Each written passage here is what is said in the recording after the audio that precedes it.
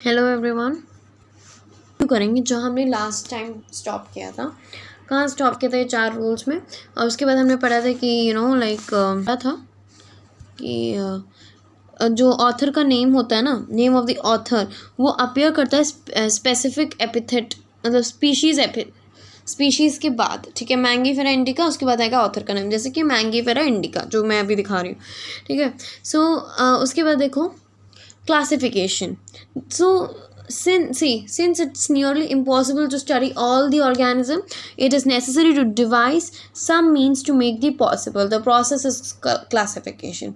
Classification is the process by which anything is grouped into a convenient categories based on some easily observable character.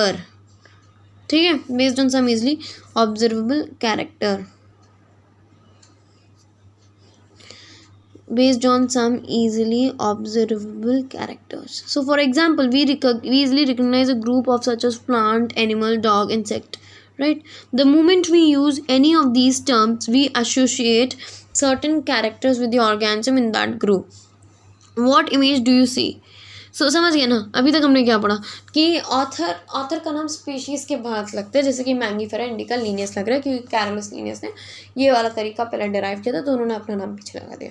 तो जो भी scientist जिस भी चीज़ को नाम देगा तो पहले उसका जीनस, स्पीशीज़, फिर उस साइंटिस्ट का नाम एंडिंग में।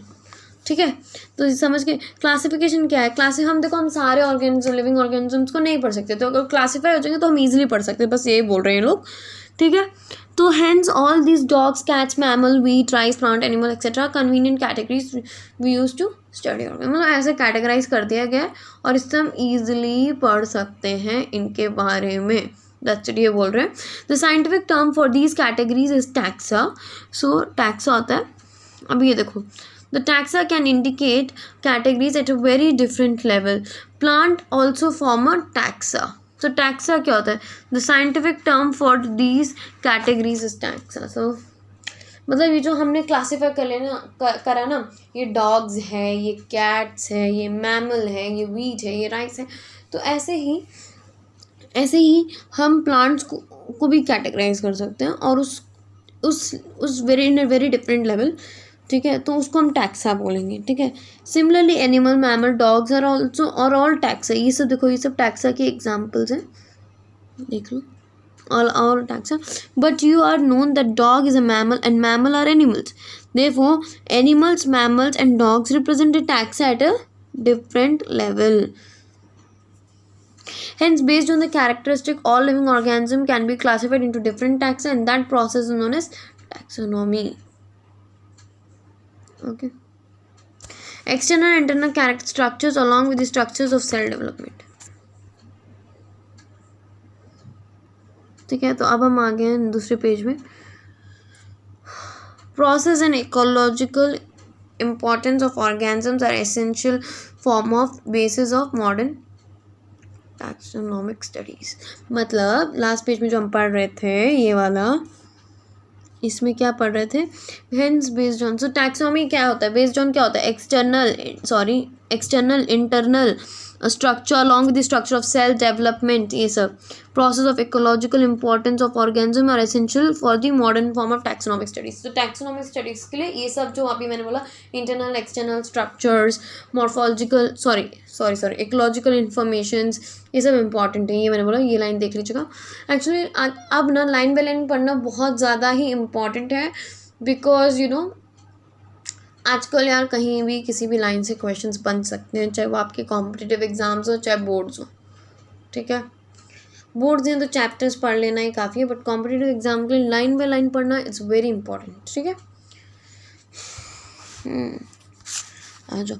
For taxonomy is not something new. Human beings have also been interested in knowing many more varieties. Human beings were since long not only interested in knowing about different kinds of organisms and their types, but also their relationship. So the branch of study referred as systematic. So what is systematic?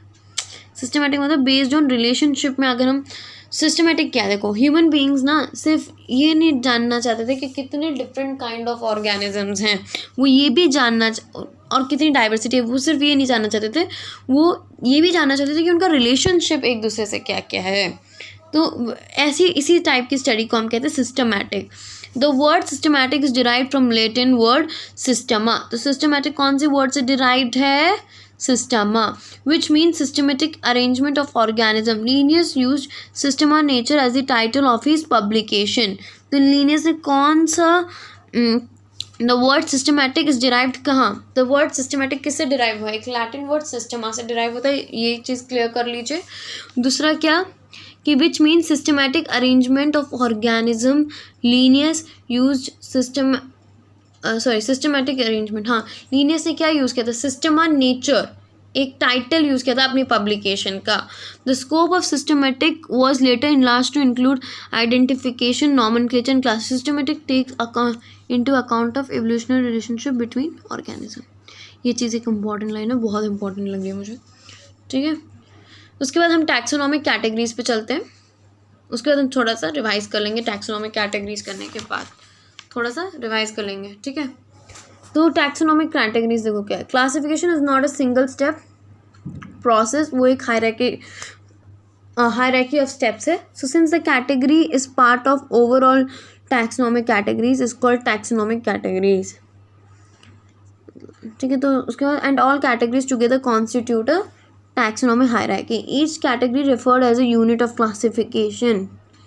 Taxonomic categories and hierarchy can be illustrated in an example. Insect represent a group of organisms sharing a common feature like three pairs of jointed legs. It